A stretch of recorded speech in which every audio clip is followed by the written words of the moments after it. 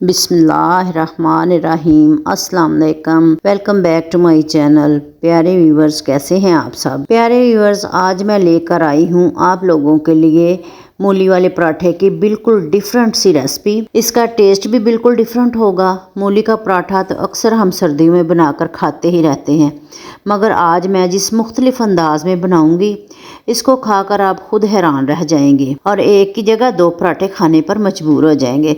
चलिए फिर बनाना स्टार्ट करते हैं। और अगर इससे पहले आप मेरे चैनल पर नए हैं तो प्लीज़ मेरे चैनल को सब्सक्राइब करें और साथ ही बेल आइकन के बटन को भी दबा लें, ताकि मेरी हर नई आने वाली वीडियो का नोटिफिकेशन आप लोगों को मिल सके। मूली का ये ख़ास पराठा बनाने के लिए मैंने मूली को ग्रेट करके अच्छे से निचोड़ लिया है। याद रहे, अगर मूली का पानी अच्छे से नहीं निचोड़ेंगे तो रोटी हमारी फट जाएगी। अब इस रेसिपी का मेन एंड लास्ट इंग्रेडिएंट हरा धनिया और सब्ज़ मिर्चें। ये तकरीबन 1 कप कटा हुआ मैंने हरा धनिया लिया है, जिसको मैंने अच्छी तरह धो के काट लिया है। और 3 से 4 अदद सब्ज़ मिर्चें, इनको भी मैंने धो के तो हावन दस्ते में कूट लेते हैं।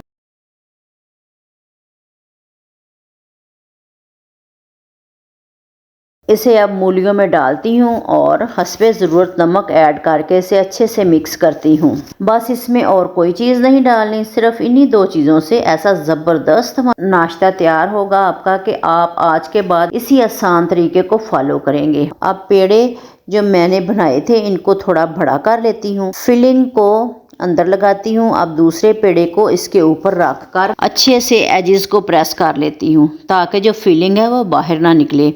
हाथों की मदद से दबाते हुए मैंने इसको बड़ा कर लेना है। अगर आप बेलन का इस्तेमाल करना चाहते हैं तो ज़रा नरम हाथों से आप बेलन भी इसके ऊपर करके तो इस रोटी को बड़ा कर सकते हैं। अब इसे प्री हीट तवे पर डालती हूँ, हल्का सा पक जाने पर साइड चेंज कर लेती हूँ। 2 चम्मच ऑयल लगाती हूँ, अब चाहे तो घी भी लगा लें। इसको खूबसूरत सा गोल्डन कलर और क्रिस्पी सा करने के लिए इसे रुमाल की मदद से प्रेस करते हुए घुमाते जाना है।